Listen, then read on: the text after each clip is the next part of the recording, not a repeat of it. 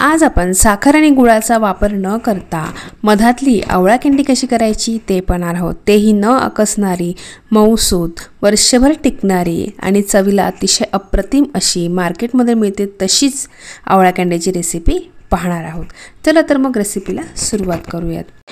हिवाळ्याचे दिवस आहेत आणि हिवाळ्यात अगदी छान आवळ्यांचा सीजन येत असतो आणि अगदी मोठ्या आकाराची हिरवीगार आवळी मार्केटमध्ये मिळत असतात।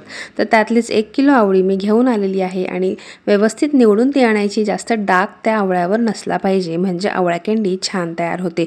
तर ही आवळी 1 किलो आहेत, मी ती स्वच्छ धुवून घेतलेली आहे व्यवस्थित पुसून। आता मी एका प्लास्टिकच्या बॅगमध्ये हे भरते आहे। तर प्लास्टिकची बॅग तुम्हाला वापरायची नसेल तर एखादा प्लास्टिकचा डबा किंवा काचेचं कंटेनर तुम्ही घेऊ शकतात।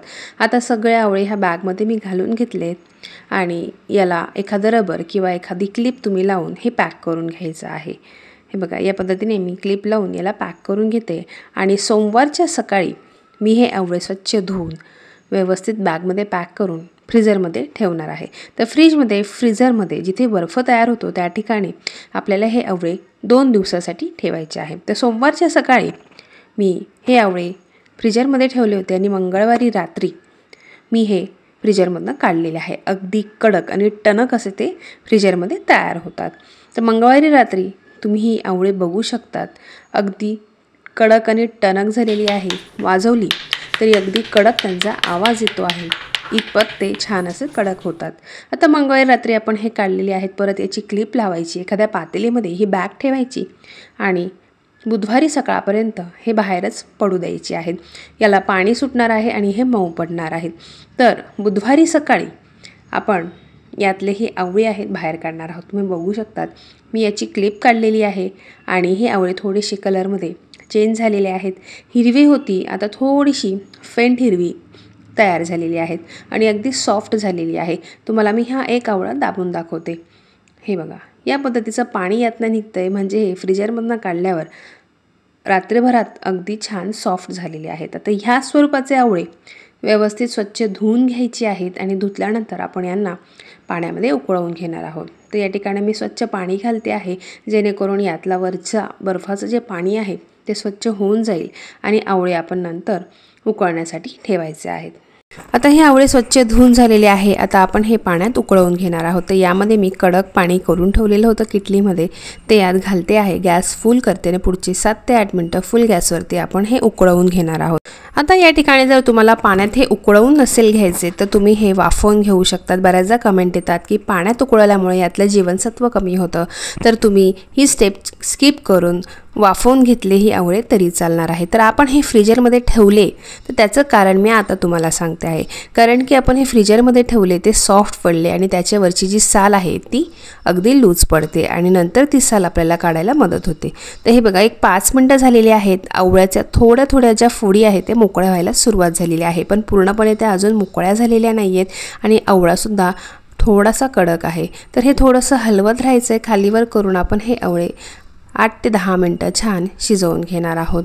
तर हे बघा, एक 8 मिनिटं झालेली आहे। त्यानंतर तुम्ही हा आवळा बघू शकतात, मस्त सॉफ्ट झालेला आहे आणि एक एक फोड ह्या आवळ्याची मोकळी झालेली आहे। मी गॅसही बंद करून घेतलेला आहे। हे बघा, तुम्ही बघू शकतात सगळ्या फोडी छान मोकळ्या होत आहे। आवळा शिजलेला आहे, मऊ झालेला आहे आणि फ्रीजरमध्ये ठेवल्यामुळे वरचं जे साल आहे ते सैल पडतं आणि उकळल्यानंतर अगदी सहज आपल्याला काढायला मदत होते। हे बघा, अगदी सहज हे साल निघालेलं आहे। तर हे साल काढण्यामागचं कारण एकच आहे की आपण साखरेतली, गुळातली किंवा मधातली जी कोणती आवळा कँडी करतो तर ते जे मिश्रण आहे यामध्ये छान मुरतं आणि आवळा कँडी सॉफ्ट तयार व्हायला मदत होते। तर याच पद्धतीने मी आवळा कँडी करत असते। तर तुम्हाला साल काढायचं नसेल तर तुम्ही ही सुद्धा स्टेप स्किप केली तरी चालेल। जर तुम्हाला आवडत असेल तर तुम्ही सालासकट ही आवळा कँडी कराल तरीही ती छानच तयार होणार आहे। आता मी हे निथळून घेतलेत आणि थोडेसे कोंबट होऊ द्यायचे आहेत। आता थोडे कोंबट झाल्यावरच आपण यावरची सालं काढायला घ्यायची आहेत। खूप थंड होऊ देऊ नका, नाही तर ही सालं काढायला थोडासा त्रास होणार आहे। तर बुधवारी सकाळी सकाळी आवळी छान नरम पडल्यावरती आपण ती उकळवून घेतली आणि साधारण 11 वाजेच्या दरम्यान मी ही आवळी व्यवस्थित सालं काढून तयार करून घेते आहे। साधारण 1 किलो आवळ्यांची सालं काढायला मला 20 ते 25 मिनिटाचा वेळ लागलेला आहे। हे पहा, साल काढण्यासाठी तुम्हाला जर हाताने काढायला वेळ लागणार असेल तर तुम्ही थोडीशी सुरी जिथं साल उरलेला आहे त्या ठिकाणी फिरवून अगदी अलगद हे साल काढून घेऊ शकतात. आणि आवळ्याला ज्या ठिकाणी छिद्र आहे किंवा डाग आहे तेवढा भाग किंचितसा आपण हा काढून घेऊ शकतो. तर याच पद्धतीने सगळ्या आवळ्यांची सालं मी काढून घेणार आहे आणि एक एक आवळ्याची फोड मोकळी करून घेणार आहे.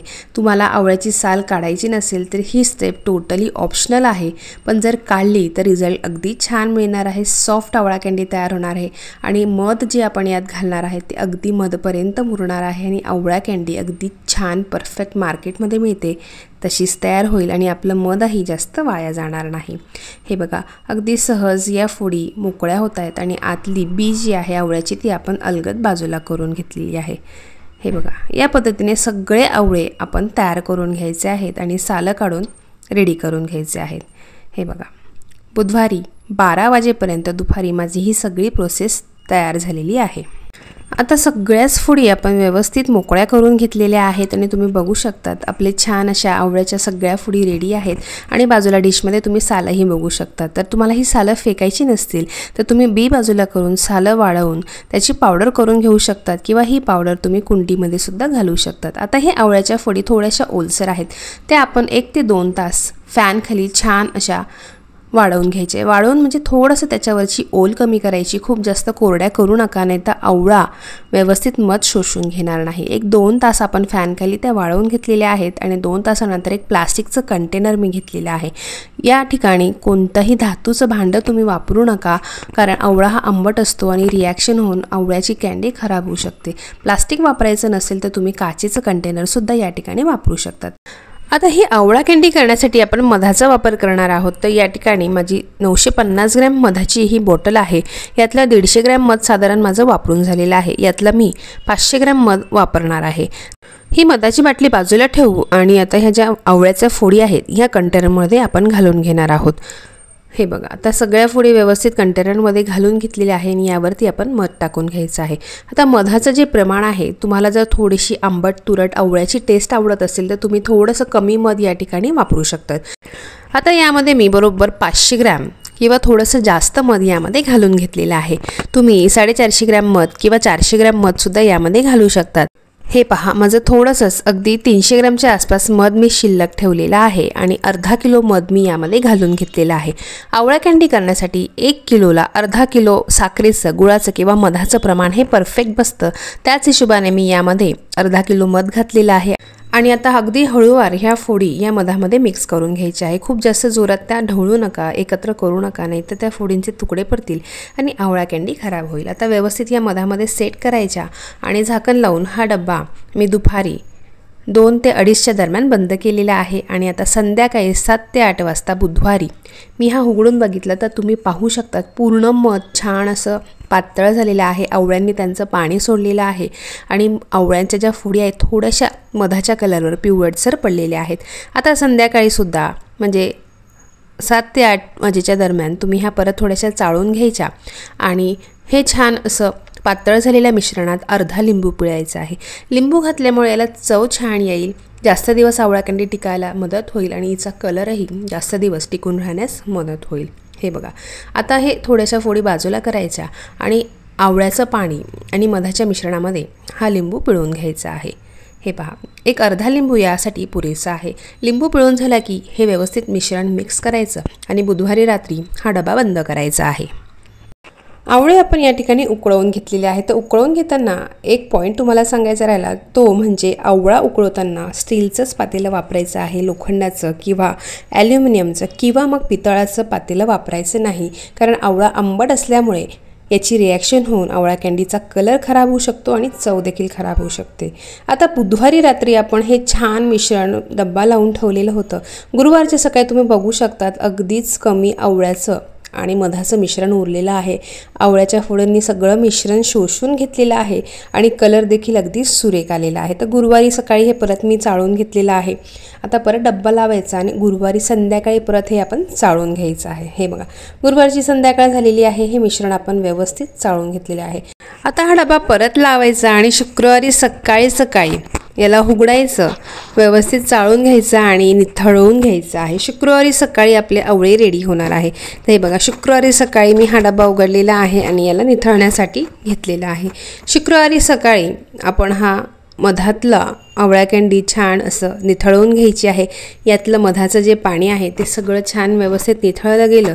1 ते 2 तास याला ठेवायचं आहे आणि शुक्रवारी सकाळी 10 ते 11 वाजेच्या दरम्यान ही आवळा कँडी आपल्याला उन्हामध्ये ठेवायची आहे. हे बघा, छान असं निथळून झालेलं आहे. आणि आता हे आवळा कँडी मी एका स्टीलच्या परातीत वाळत घालण्यासाठी ठेवते आहे. तर तुम्ही एखाद्या प्लास्टिकच्या कागदावर किंवा कपड्यावर सुद्धा ही वाळत घालू शकतात.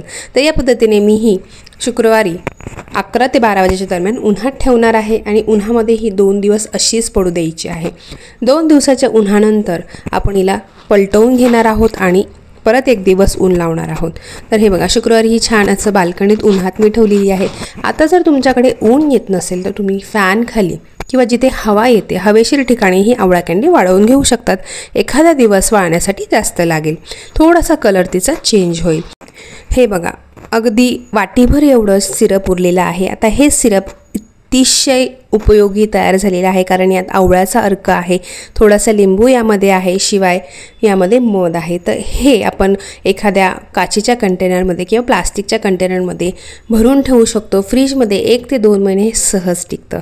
आणि हे रोज सकाळी जर तुम्ही गरम पाण्यामध्ये पिलं तर अगदी त्वचेसाठी चांगलं आहे, डायजेशनसाठी चांगलं आहे, केसांसाठी तर अतिशय उपयुक्त असं हे सिरप तयार होतं. हे पहा, शुक्रवार आणि शनिवार 2 दिवस ऊन दाखवल्यावरती आपण ह्या फोडी व्यवस्थित पलटी करून घ्यायच्या आणि रविवारच्या दिवशी उन्हात ह्या परत वाळवायच्या. 3 दिवसाच्या उन्हात या छान परफेक्ट अशा वाळून होतात. तुम्ही बघू शकतात, अगदी परफेक्ट आपली आवळा कँडी तयार झालेली आहे. ह्या फोडी आकसलेल्या नाही आहेत, खूप कडक झालेल्या नाही आहेत, अगदी छान कलरवरती पिवळटसर कलरवर मऊसूत अशी आपली आवळा कँडी तयार झालेली आहे.